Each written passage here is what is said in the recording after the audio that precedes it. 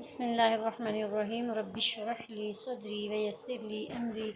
واحلل عقدۃ من لسانی یفقہوا قولی۔ شعراء العصر العباسی تک ہم دیکھ چکے تھے۔ اب ہمارا جو آخری ٹاپک ہے شعراء عصر الدول المتتابعہ والنہضۃ الاخیرہ الی العصر الحدیث، یعنی بعد کی حکومتوں اور آخری بیداری سے لے کر دور جدید تک جتنے بھی شعراء آئے ہیں ان میں سے چند شعراء آپ کے سامنے انہوں نے ان کا کلام پیش کیا ہے، تاکہ آپ کو عربی زبان و ادب کے طالب علم ہونے کے حوالے سے پتہ عربی زبان و ادب اور خصوصاً عربی شاعری کی کیا کیفیت تھی اور کس طرح کی ہو چکی تھی۔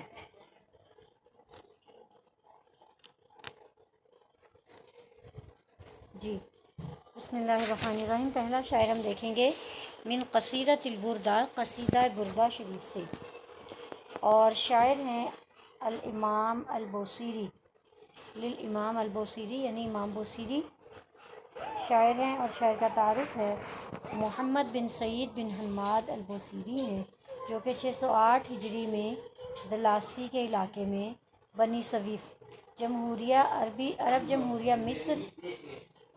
میں بنی سویف کے علاقے دلاسی میں کے گاؤں میں پیدا ہوئے۔ دراصل العربی وآدابها، عربی اور علوم اور ادب سیکھے آپ نے، اور شاعری مختلف اغراض میں شاعری کی اور مختلف مناصب پر فائز رہے۔ آپ نے بہت سے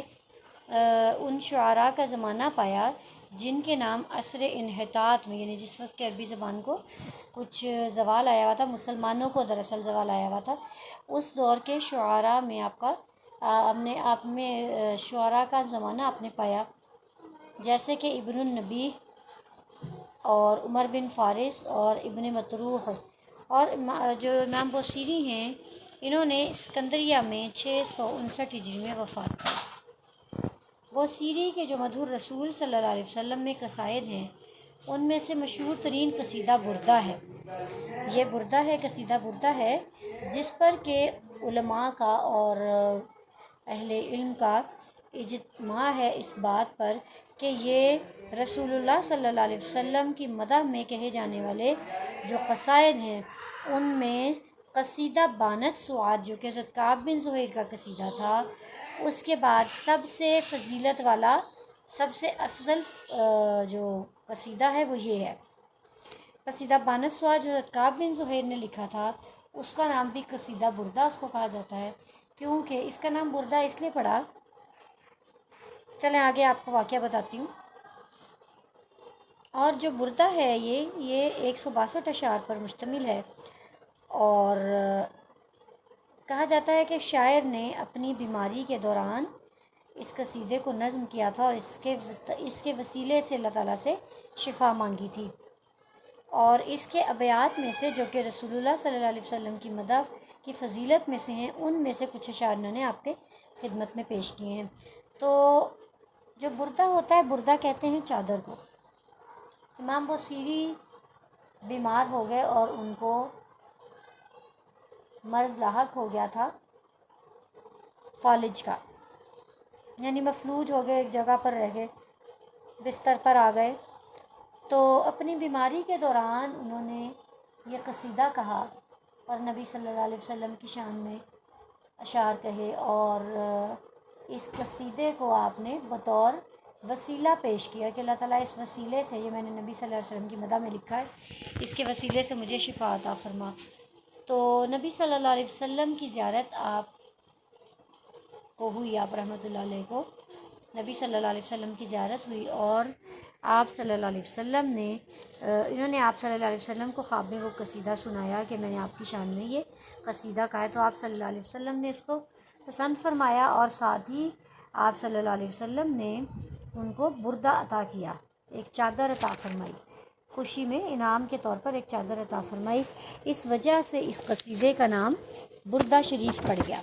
ٹھیک ہے، یہ تھا اس کا واقعہ کہ اس کو بردہ شریف کیوں کہا جاتا ہے۔ اور اس کے ساتھ ہی ساتھ ہم دیکھتے ہیں جو قصیدہ بانت سعاد حضرت کعب بن زہیر کا جو قصیدہ ہے، یہ جو قصیدہ ہے یہ بھی رسول اللہ صلی اللہ علیہ وسلم کے مدح میں لکھا ہے انہوں نے، اور لکھا تھا جب وہ اسلام لے کر آئے تب انہوں نے آپ صلی اللہ علیہ وسلم کی شان میں یہ قصیدہ پیش کیا، تو آپ صلی اللہ علیہ وسلم نے اس قصیدوں کو پسند فرمایا اور ان کو تحفتاً انعام کے طور پر ایک چادر عطا فرمائی ہے۔ حضرت کعب بن زہیر کو بھی انہوں نے چادر عطا فرمائی تھی، ٹھیک ہے جی، اس لیے اس کو بھی بردہ کہتے ہیں۔ اور یہ والا قصیدہ جو امام بوصیری کا، ان کو خواب میں آپ صلی اللہ علیہ وسلم کی زیارت ہوئی تھی، تو اس قصیدے کو بھی قصیدہ بردہ کہا جاتا ہے۔ اور کعب بن زہیر کا جو قصیدہ بانت سواد ہے وہ بھی قصیدہ بردہ ہی ہے، اور یہ کہ وہ نبی صلی اللہ علیہ وسلم کے جو مدح ہے، آپ صلی اللہ علیہ وسلم کی تعریف ہے، فضیلتیں ہیں، اس میں سب سے فضیلت والا قصیدہ بانت سواد ہے، اور اس کے بعد قصیدہ بردہ شریف جو کہ امام بوصیری نے لکھا ہے۔ اب اس میں انہوں نے جیسے کہ بتایا آپ کو کہ 162 اشعار ہے، اور ان اشعار میں سے، اس قصیدے میں سے، ویسے تو انہوں نے عربوں کی عادت کے مطابق، جیسے عربی شاعری ہوا کرتی تھی کہ پہلے شروع کیا جاتا تھا اس سے، کیا ہے اس کو کہتے ہیں، غزل سے یا تشبیب سے، یعنی محبوبہ کا ذکر یا محبوبہ کے دیار کا ذکر یا اس جگہ کا، اس وقت کا ذکر جہاں وہ ملی تھی، تو جس طرح وہ تشبیب، غزل یا تشبیب اس کو کہتے ہیں، اس میں بھی شاعر نے آغاز تو تشبیب سے ہی کیا ہے، لیکن یہاں وہ اشعار پیش کیے جا رہے ہیں جو کہ آپ صلی اللہ علیہ وسلم کی مدح میں شاعر نے کہے ہیں۔ شاعر کہتا ہے: محمد صلی اللہ علیہ وسلم سید الکونین والثقلین، محمد صلی اللہ علیہ وسلم سردار ہیں دونوں جہانوں کے، محمد صلی اللہ علیہ وسلم دونوں جہانوں کے سردار ہیں، والثقلین اور دونوں گروہوں کے، والفریقین اور دونوں، یعنی ثقلین کا مطلب ہے جن و انس، والفریقین اور دونوں گروہ، جن و انس دونوں کے گروہوں کے، اور جو عرب اور عجم کے گروہ ہیں ان کے بھی، یعنی نہ صرف انسانوں کے بلکہ جنوں کے بھی، اور عربوں کے بھی، اور غیر عربوں کے، اجمیوں کے بھی سردار اور آقا ہیں۔ ہاں جی، دودھ چاہیے، کہا کرنا دودھ لے کے، پہلے کھانا تو کھا لو بیٹا، پھر دودھ بھی دیں گے آپ کو۔ محمد صلی اللہ علیہ وسلم دونوں جہانوں اور جن و انس دونوں گروہوں اور عرب و عجم کے دونوں فریقوں کے سردار اور آقا ہیں۔ دعمت دعت ہو، چھوڑ دے جو دعویٰ کیا جس کا، نصارہ نے، فی نبیہم اپنے نبی کے بارے میں، وحکم بما شئت اور تو جو کہنا چاہتا ہے، پختگی سے کہہ جو تو چاہتا ہے، مدحن آپ کی تعریف میں، واہ تحکیمی اور یقین کے ساتھ، اور اس کے علاوہ جو بھی آپ صلی اللہ علیہ وسلم کے بارے میں جو مدح آپ کرنا چاہیں، جو بات آپ کہنا چاہیں، یقین کے ساتھ اس کو کریں۔ چھوڑنا صرف کیا ہے، جو نصارہ نے اپنے نبی کے بارے میں دعویٰ کیا ہے۔ فَانْسُبْ إِلَىٰ ذَاتِهِ مَا شِئْتَ مِنْ شَرَفٍ، پس آپ منسوب کریں جو بھی آپ چاہیں شرافت میں سے، بزرگی میں سے، آپ صلی اللہ علیہ وسلم کی ذات کی طرف۔ وَانْسُبْ اور آپ منسوب کریں، إِلَىٰ قَدْرِهِ آپ صلی اللہ علیہ وسلم کے مرتبے کی طرف، مَا شِئْتَ جو آپ چاہیں، من عظمی عظمتوں میں سے، آپس تم نبی صلی اللہ علیہ وسلم کی ذات کی طرف جو بھی شرافت اور بزرگی چاہو اس کی نسبت کرو، اور جو بھی آپ کے قدر و منزلت کی طرف عظمت چاہو اس کو، اس کی نسبت کرو۔ فَإِنَّ فَضْلَ رسول اللہ، پس بے شک رسول اللہ صلی اللہ علیہ وسلم کی فضیلت، لیس لہ نہیں ہے اس کی، حد کوئی حد، فَيُعْرِبْ عَنْہُ کہ اظہار کر سکے اس کے بارے میں، ناطقن بولنے والا، بفمی اپنے منہ سے،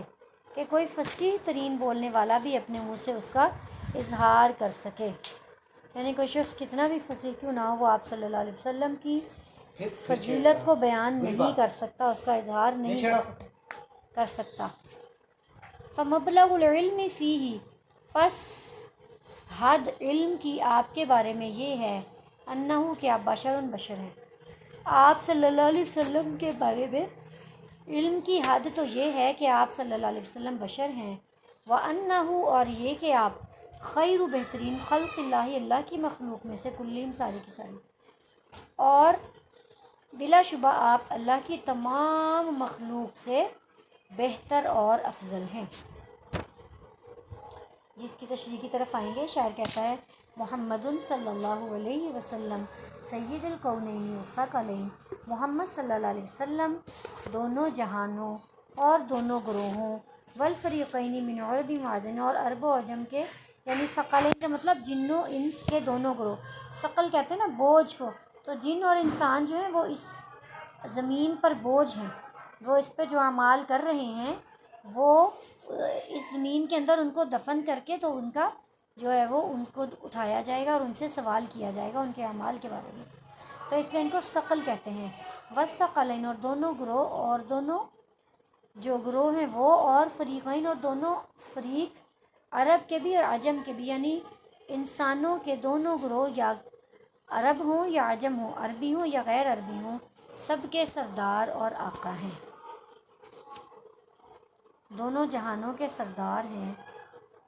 دونوں جہانوں میں جو بھی مخلوقات اللہ تعالیٰ نے پیدا فرمائی ہیں، چاہے وہ جن ہیں، چاہے وہ انسان ہیں، چاہے وہ انسانوں کی آگے جو اقسام ہیں ان میں عرب ہیں یا وہ عجم ہیں، عربوں کے علاوہ دوسرے لوگ ہیں، غیر عربی ہیں، یا جمادات ہیں، یا نباتات ہیں، یا حیوانات ہیں، جو بھی مخلوق اللہ تعالیٰ نے اس عرض پر پیدا فرمائی ہے، اس زمین پر پیدا فرمائی ہے، آپ صلی اللہ علیہ وسلم ان تمام مخلوقات کے آقا و سردار ہیں، اور صرف مخلوقات ہی کے نہیں بلکہ مخلوقات میں جو افضل ترین مخلوق ہے، اشرف المخلوقات انسان، آپ صلی اللہ علیہ وسلم ان کے بھی سردار ہیں، اور آپ کے مقام و مرتبے کا کیا کہیے کہ ان افضل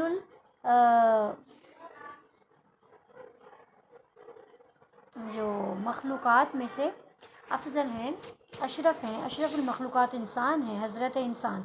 تو حضرت انسان میں بھی جو گروہ ہیں، خواہ وہ عرب کے ہوں، خواہ وہ عجم کے ہوں، عربی ہوں یا غیر عربی، ایسا ہی نہیں کہ اگر آپ عربوں میں آئے تو صرف ان کے سردار ہیں، بلکہ غیر عرب کے بھی جو لوگ ہیں ان کے بھی سردار، اور یہی نہیں بلکہ آخرت تک، قیامت تک آنے والے انسانوں کے سردار ہیں، اور انسانوں کے ہی نہیں بلکہ جنوں کے بھی آپ سردار ہیں، اور آپ صلی اللہ علیہ وسلم تو وجہ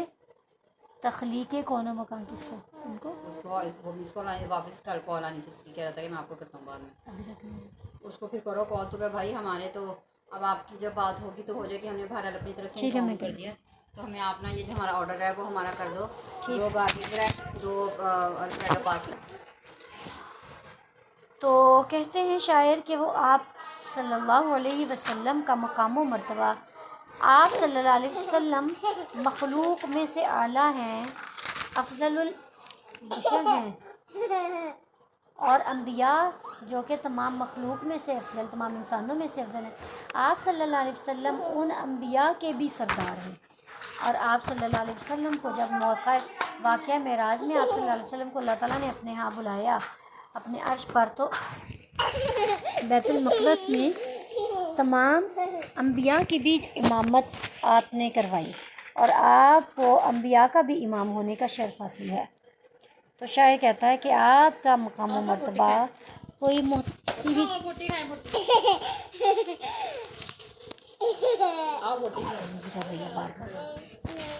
آپ صلی اللہ علیہ وسلم کا مقام و مرتبہ،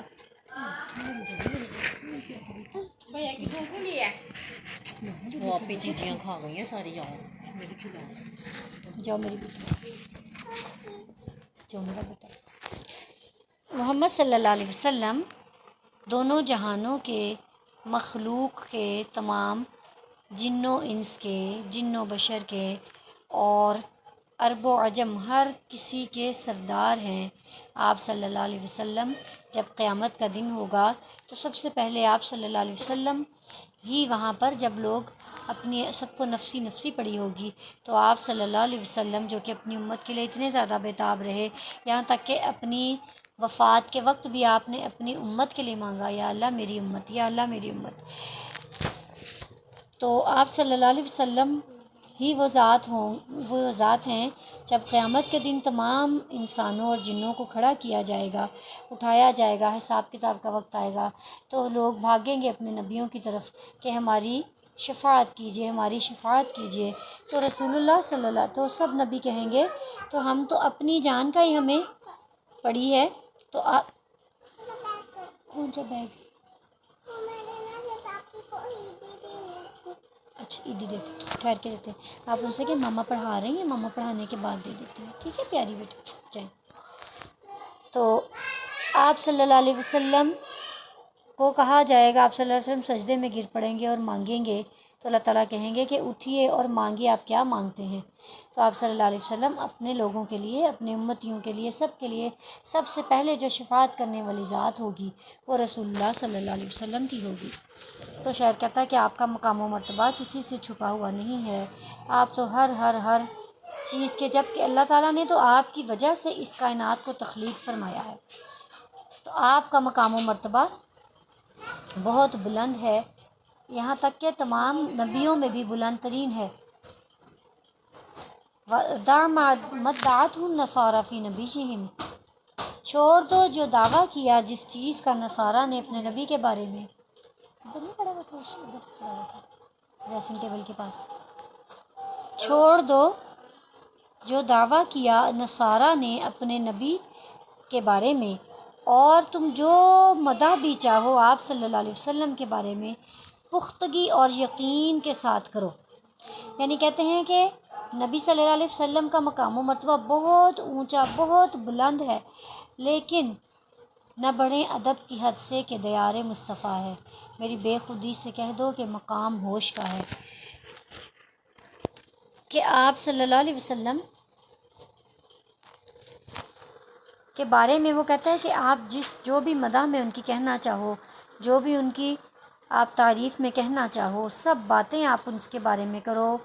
لیکن ایک بات جس سے آپ نے بچنا ہے وہ ہے کہ نصارہ یعنی عیسائیوں نے جو اپنے نبی کے بارے میں دعویٰ کیا تھا، ان کے مقام و مرتبہ کو دیکھتے ہوئے انہوں نے حضرت عیسیٰ علیہ السلام کو نعوذ باللہ اللہ تعالیٰ کا بیٹا ہی قرار دے ڈالا تھا،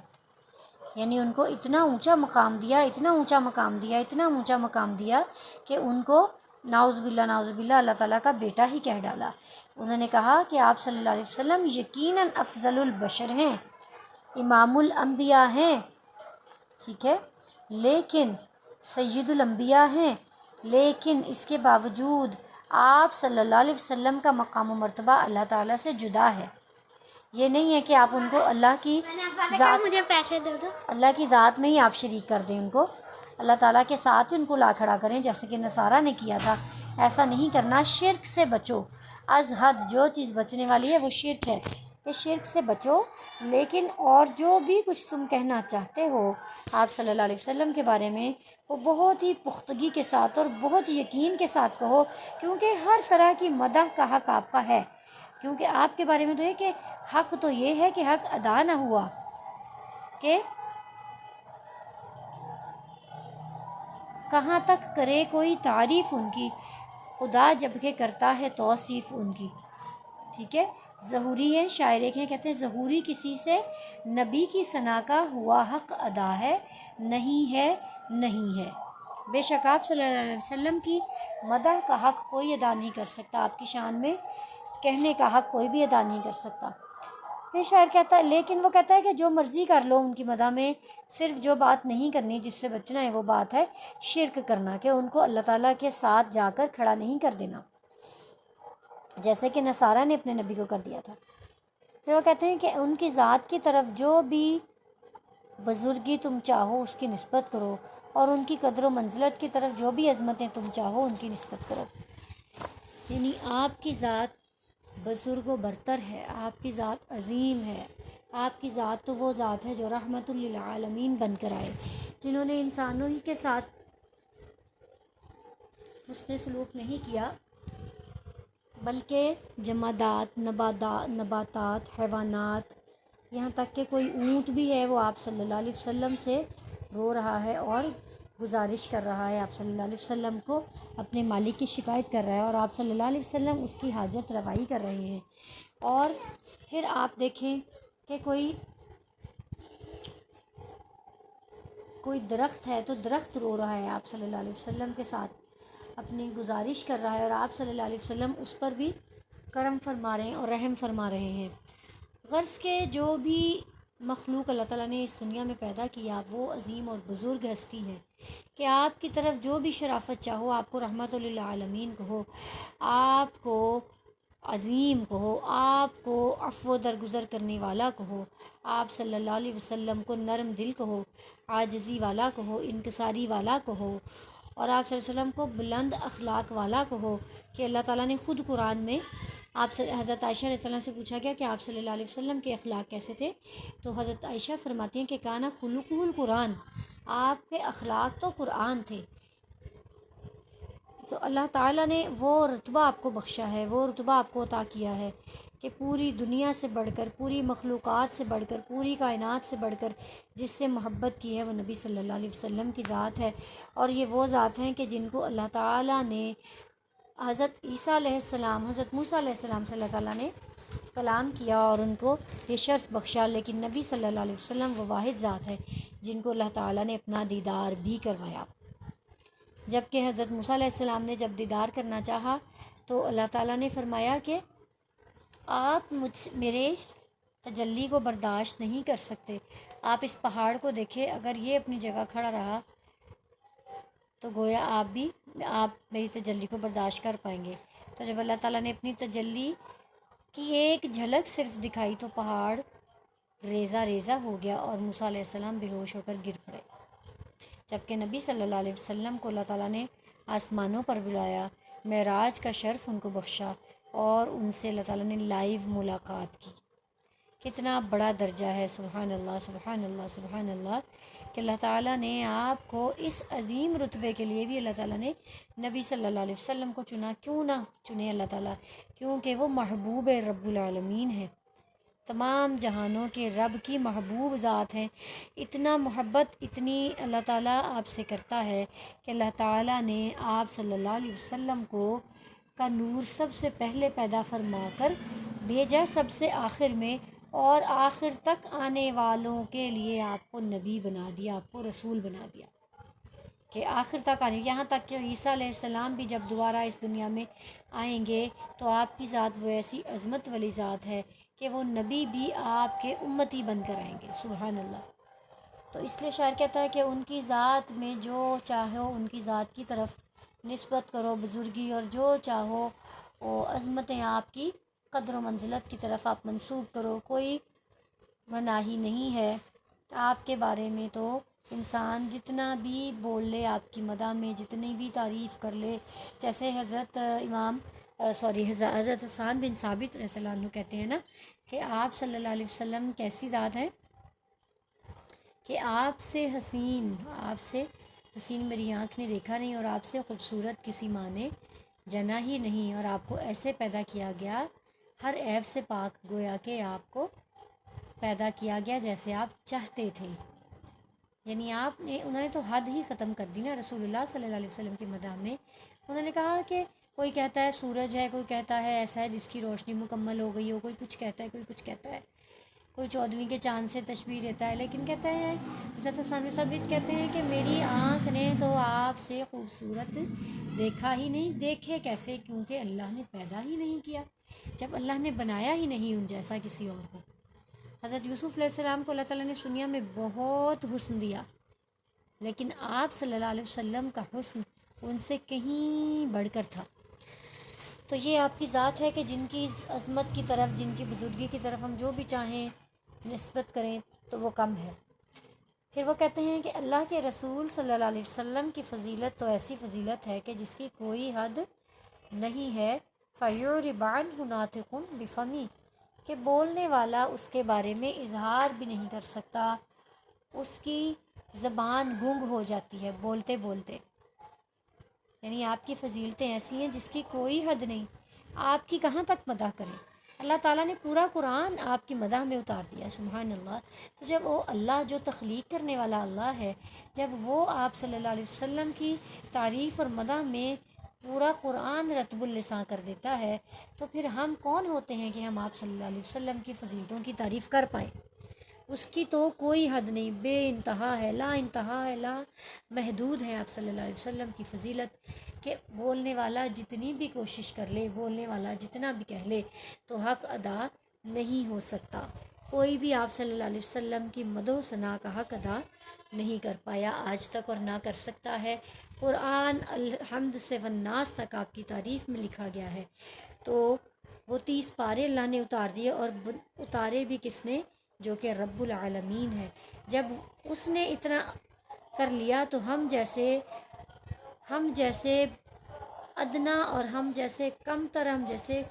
گھٹیا لوگ کیسے آپ صلی اللہ علیہ وسلم کی شان کا حق ادا کر سکتے ہیں؟ ہمارے پاس تو الفاظ ہی نہیں ہیں کہ ہم آپ صلی اللہ علیہ وسلم کی فضیلتوں کو بیان کر سکیں۔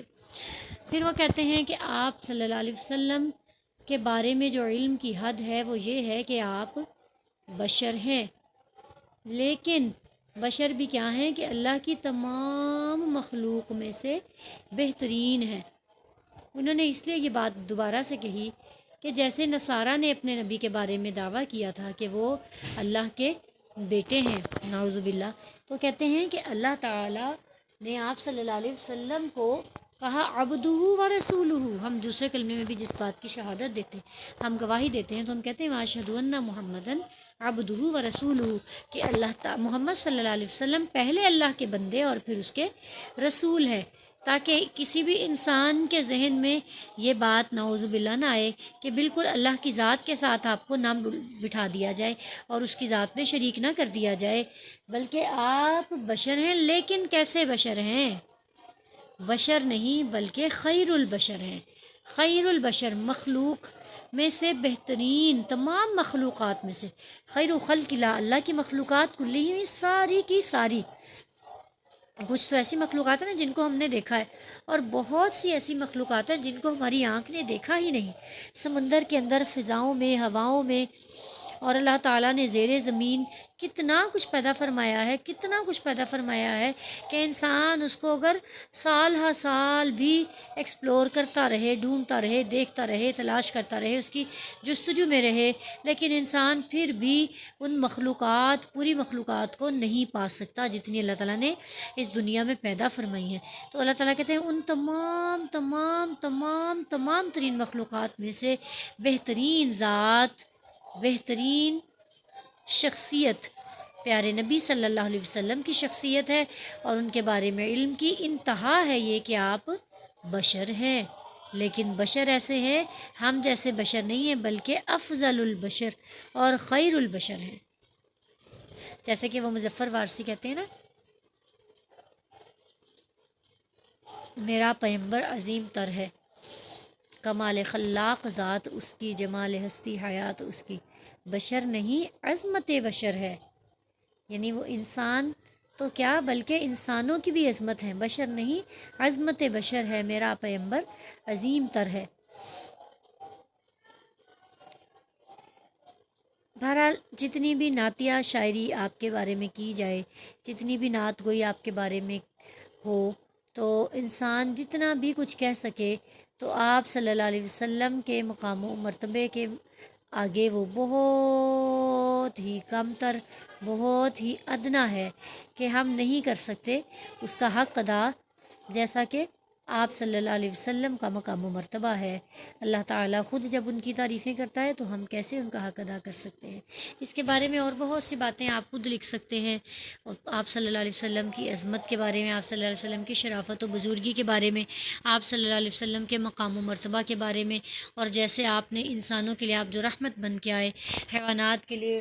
ارحم الراحمین اور رحمت للعالمین، جہان تمام جہانوں کے لیے رحمت بن کے آئے، اس دنیا میں ہی نہیں، ان کو اپنی موت کے وقت اور قیامت کے دن بھی ان کو اپنی امت کی فکر، ہر وقت اپنی امت کی فکر لاحق رہتی اور لاحق رہے گی۔ اور مقام محمود اللہ تعالیٰ نے پورے کائنات میں صرف جس کو عطا کیا وہ آپ صلی اللہ علیہ وسلم کی ذات مبارکہ ہے، کہ جس کو اللہ تعالیٰ قیامت کے دن مقام محمود عطا فرمائیں گے۔ جی یہ تھا ہمارا امام بوصیری کا وہ قصیدہ جس کو آپ مولا یا صلی وسلم دائماً ابداً علی حبیبک خیر الخلق کلہم کے حوالے سے جانتے ہیں، اور یہ وہ قصیدہ ہے، اتنا اس کو کمال حاصل ہوا اس قصیدے کو کہ جو آپ کے بہت سی زبانوں میں اس کا ترجمہ بھی کیا گیا اور بہت سی جگہوں پر اس کو پڑھا گیا، مختلف ترنم میں، مختلف لہجوں میں، مختلف طرزوں کے ساتھ اس قصیدے کو پڑھا گیا اور ابھی تک پڑھا جا رہا ہے جب سے یہ قصیدہ لکھا گیا ہے۔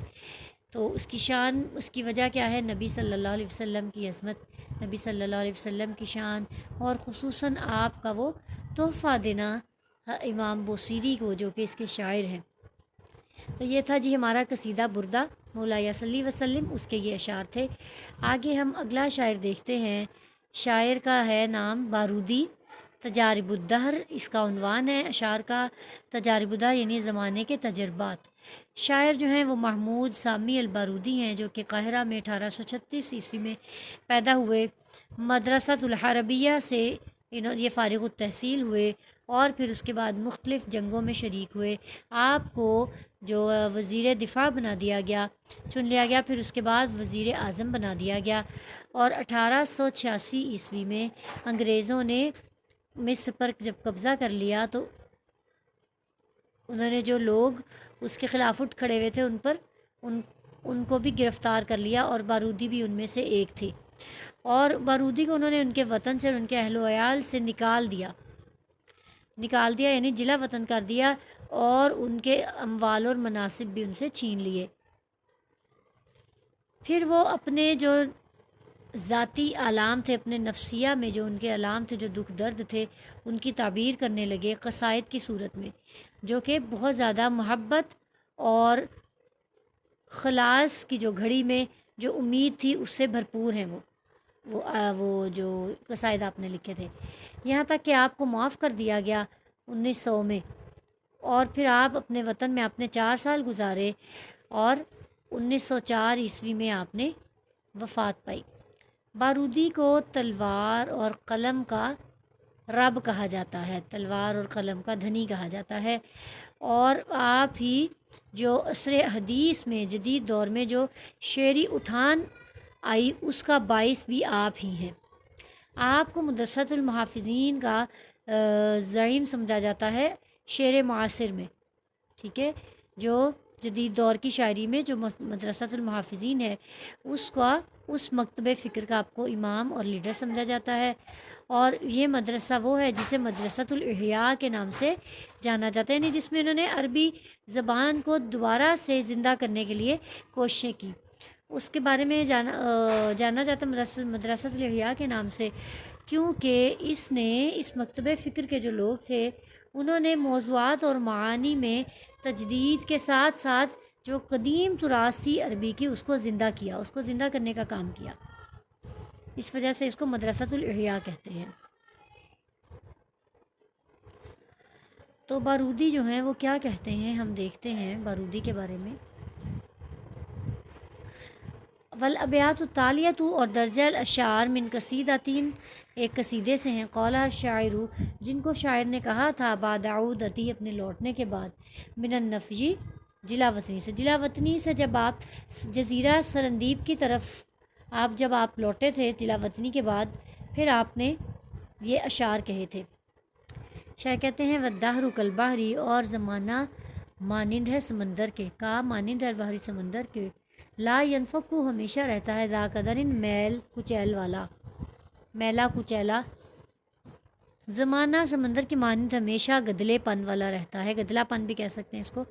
انما صفوہ، بے شک اس کا صاف ہونا، بین الورا، مخلوق کے درمیان، لمع، ظاہری چمک دمک ہے، بے شک مخلوق کے درمیان اس کا صاف ہونا ظاہری چمک دمک ہے۔ لو کانا، اگر ہوتی، للمری، آدمی کے لیے، فکرن، سوچ، فی عواقب ہی، اس کے انجام میں، اگر آدمی کاموں کے انجام کے بارے میں سوچ رکھتا تو کیا ہوتا؟ ما شانہ، نہ عیب دار کرتی، نہ خراب کرتی، اخلاقہ، اس کے اخلاق کو، حرص ولا طمع، حرص اور لالچ، اور نہ ہی طمع۔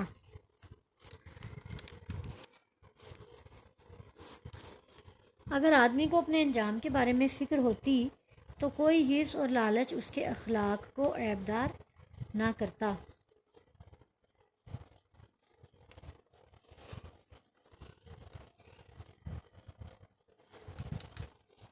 یسل فتح کوشش کرتا ہے نوجوان لی امور ان کاموں کے لیے قد تضر بھی جو اسے کبھی نقصان بھی دیتے ہیں۔ نوجوان ایسے امور کے لیے کوشش کرتا ہے جو بعض دفعہ اس کو نقصان بھی پہنچاتے ہیں، نقصان بھی دیتے ہیں۔ وَلَيْسَ يَعْلَمُ اور نہیں وہ جانتا ما یاتی کہ کیا وہ کرتا ہے، وما یدع اور کیا وہ چھوڑتا ہے، اور وہ نہیں جانتا کہ وہ کیا کرتا ہے اور کیا چھوڑتا ہے۔ آدمی ایسے امور کے لیے کام کرتا ہے جو کبھی اس کو نقصان بھی دیتے ہیں، اور وہ نہیں جانتا کہ کیا چیز وہ کرتا ہے اور کیا چھوڑتا ہے۔ دارن زمانہ یغر دھوکہ دیتا ہے، وَأَعْمَالٌ اور امیدیں تسر خوش کرتی ہیں، وَأَعْمَارٌ اور عمریں تمر گزرتی جاتی ہیں، وَأَيَّامٌ اور دن لہا ان کے خداع دھوکے ہیں، اور دنوں کے بہت سے فریب ہیں یا دھوکے ہیں۔ ہاں جی، شاعر کہتا ہے، جیسے کہ شاعر بتاتے ہیں کہ اس نے اپنی جلاوطنی کے بعد یہ کہا، تو شاعر نے زندگی کو جیسے دیکھا، جیسا اس کے بارے میں تجربہ کیا، اس کی بنیاد پر اس نے معاملات کو دیکھا اور اس کی منظر کشی کی۔ شاعر کہتا ہے کہ زمانہ جو ہے اس کی مثال ایک سمندر کی سی ہے۔ جس طرح مسلسل سمندر گدلا ہوتا ہے، گندا رہتا ہے، اسی طرح زمانہ بھی گندا ہے، اور مخلوق کو جو دور سے ایک صاف جھلک دکھائی دیتی ہے وہ عارضی ہے۔ جیسے کہ سمندر کا پانی دراصل گدلا ہوتا ہے، لیکن جو اس کے اوپر جھاگ آتی ہے ایک دم، تو اس سے ہمیں لگتا ہے کہ پانی بہت شفاف ہے۔ تو اس طرح وہ کہہ رہا ہے کہ جیسے ایک سمندر کے اوپر آنے والی جھاگ سے ہم اس کی شفافیت کا اندازہ لگاتے ہیں جو ایک لمحے کو آتی ہے اور دوسرے لمحے پھر ختم ہو جاتی ہے، اسی طرح زمانہ بھی کیا ہے کہ زمانہ بھی سمندر کی مانند ہوتا ہمیشہ گدلا ہی ہے، مصائب سے بھرا ہوا۔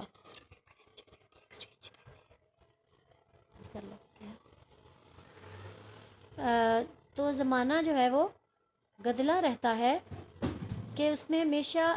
آزمائشیں آتی رہتی ہیں انسان کو، کوئی انسان اس زمانے سے محفوظ نہیں رہ سکتا، زمانے کی اونچ نیچ انسان کو برداشت کرنا پڑتی ہے۔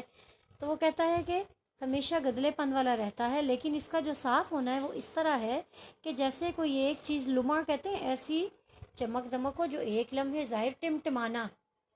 کسی چیز کا ٹمٹمانا، جیسے ستارے ٹمٹماتے ہیں نا، ایک دفعہ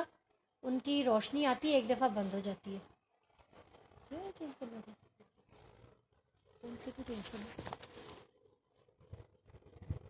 ایک وہ لیے یہ لیے اچھا نہیں ہوا ہے، اچھا میں سمجھ گیا وہ بھی لینے تھے آپ کو، نہیں کوئی بات نہیں۔ تو زمانہ شاعر کہتا ہے کہ اس کا صاف ہونا ایسے ہی ہوتا ہے، زمانے کا آرام زمانے میں انسان کو اس طرح ہی آتا ہے کہ جیسے ایک لمحے کو چمک آتی ہے اور پھر ختم ہو جاتی ہے، یعنی کچھ دیر کو انسان پرسکون ہوتا ہے، جیسے کہ وہ اس نے مشکل دور دیکھا، لڑائیاں میں شریک ہوا، پھر اس کے بعد اس کو جلا وطن کر دیا گیا، وہ آخری زندگی کے 4 سال تھے جو انہوں نے گزارے، تو کہتا ہے ایسے جیسے ظاہری چمک دمک ہے، ایک دم جیسے وہ جھاگ آتی ہے تو انسان کو لگتا ہے بہت صفائی اور صاف ہے اور روشنی ہے، لیکن جیسے ہی وہ جھاگ ختم ہو جاتی ہے، لہر ختم ہوتی ہے، تو پھر سے دوبارہ پانی ویسا ہی گندا ہو جاتا ہے۔ تو ایسے ہی زمانے کے بھی حالات ہیں۔ پھر کہتا ہے کہ اگر آدمی کو اپنے انجام کی فکر ہوتی تو وہ اس کی جو حرص اور طمع اور لالچ اس کے اخلاق کو عیبدار نہ کرتا۔ شاعر جو کہتا ہے وہ انسان کے حالات و واقعات کو دیکھتے ہوئے کہتا ہے کہ اگر انسان اپنے انجام کی فکر کرتا اور اس کو دنیا کی بے ثباتی پر یقین ہوتا تو کیا ہوتا، اس کو اپنے انجام کا بھی بخوبی اندازہ ہو جاتا کہ انسان جو کام کرتا ہے اس کا ایک دن اس کو بدلہ بھی ملنا ہے۔ تو کیا ہوگا کہ وہ اگر یہ سوچے کہ اس نے بدلہ لینا ہے تو نہ تو وہ کسی چیز کا لالچ کرے اور نہ ہی وہ کسی چیز پر شدید آرزو طمع کرے، کہ وہ اپنا آپ صاف رکھے، وہ یہ نہ کرے کہ میں پیسہ لینے کی خاطر یہ بھی غلط کام کر لوں، وہ بھی غلط کام کر لے، بس زیادہ سے زیادہ پیسہ میرے پاس آ جائے۔ اگر اس کو انجام کو پتہ ہو کہ زندگی تو عارضی ہے، ایک دن اس نے چلے جانا ہے، اس پیسے نے اس کے کتنا کام آ جانا ہے، تو پھر وہ کیا کرے گا، نہ تو وہ طمع کرے گا، نہ وہ لالچ کرے گا، بلکہ وہ اپنے اخلاق کو عیبدار ہونے سے بچائے گا، پاکیزہ رکھے گا، صاف اور شفاف رکھے گا اپنے اخلاق کو، کہ نہ تو اسے کوئی لالچ ہو، نہ اسے کوئی طمع ہو، نہ کوئی سے شدید آرزو ہو، نہ اس کو حرص ہو کہ بھئی میں اس کی جو ہوں نا، میں اب بس کسی بھی طرح سے غلط کام کر کے کسی کو دھوکہ دے کے تو میں جو ہوں نا اپنا مال و دولت بنا لوں. تو وہ کہتا ہے کہ وہ انسان کو جب پتہ ہوگا کہ میں نے اس دنیا سے جانا ہے، مجھے اسے اپنے انجام کی فکر ہوگی، تو وہ اس دنیا میں بھی پرسکون ہو کر اور امانت داری کے ساتھ، ایمانداری کے ساتھ زندگی گزارے گا. تو اس کے اخلاق بھی اچھے ہوں گے، نہ کوئی لالچ آئے گا اس میں اور نہ ہی کوئی طمع آئے گا. پھر وہ کہتا ہے کہ نوجوان کچھ ایسے امور کی بھی کوشش کرتا ہے جو اس کو کبھی نقصان بھی دیتے ہیں. شاعر کہتا ہے کہ نوجوان کی جو زندگی ہوتی ہے وہ اس میں بے توجہی ہوتی ہے، کیونکہ وہ بھی نیا نیا اپنی پریکٹیکل لائف میں اترتا ہے، تو وہ نہیں جان رہا ہوتا کہ اس کو کس بات پر توجہ دینی ہے اور کس بات کی طرف سے اپنی توجہ ہٹانی ہے. تو وہ کہتا ہے کہ بعض اوقات وہ ایسے کام بھی کر گزرتا ہے جس کا اس کو نقصان ہو جاتا ہے. جیسے فرض کریں کوئی کام ہے، انسان شروع کرتا ہے، کوئی بزنس ہے تو وہ انسان شروع کرتا ہے، لیکن بعض اوقات وہ اس میں فائدہ اس کو نہیں ہوتا، وہ اس سے نقصان اٹھا لیتا ہے، الٹا وہ اس کی فائدے کی بجائے نقصان کی طرف چلا جاتا ہے. تو وہ کہتے ہیں کہ اس کو نہیں پتہ ہوتا کہ وہ کیا کرتا ہے اور وہ کیا چھوڑ رہا ہے، اس کو یہ آئیڈیا نہیں ہوتا. کیونکہ ایک انسان جب ایک اپنی عملی زندگی میں قدم رکھتا ہے، کوئی نوجوان، تو وہ جب تک کوئی تجربہ نہ کر لے اس کو کچھ نہیں سمجھ نہیں آ پاتا. اور تجربہ تبھی ہوتا ہے جب انسان پریکٹیکل لائف میں اترتا ہے، عملی زندگی میں اترتا ہے. اور جیسے فرض کریں کوئی ڈش آپ بنا رہے ہیں، پہلی دفعہ جب بنائیں گے وہ ایک مشکل سے بنے گی، کسی سے آپ نے سیکھی ہے. سنتے تو آپ بہت دفعہ رہتے ہیں، لیکن جب تک آپ اس کو خود بنا کے نہیں دیکھتے آپ کو پتہ نہیں چل جاتا کہ اس میں کیا چیز کم رہ گئی اور کس چیز کو کتنا ٹائم ملنا چاہیے تھا. تو اسی طرح وہ کہتا ہے کہ نوجوان شخص جو ہوتا ہے اس کی زندگی میں پختگی ابھی نہیں ہوتی، وہ بعض اوقات ایسے کام بھی سر انجام دے لیتا ہے جو اس کو کبھی کبھار نقصان، ضروری نہیں کہ ہر چیز اس کو نقصان دے، لیکن کبھی ایسا ہو سکتا ہے کہ اس کو نقصان اٹھانا پڑ جائے، کیونکہ وہ ابھی اس عمر میں ہے کہ اس کو نہیں پتہ کہ وہ کیا کرے اور کیا چھوڑے.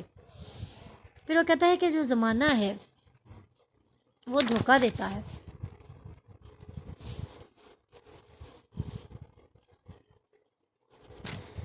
زمانہ دھوکہ دیتا ہے، امیدیں خوش کرتی ہیں اور عمریں گزرتی جاتی ہیں. وہ کہتے ہیں کہ زمانہ جو کہ گزرتا جا رہا ہے وہ ہمیں زمانہ دھوکہ دیتا ہے، ہمیں وہ آزماتا ہے، کبھی کسی طرح کبھی کسی طرح.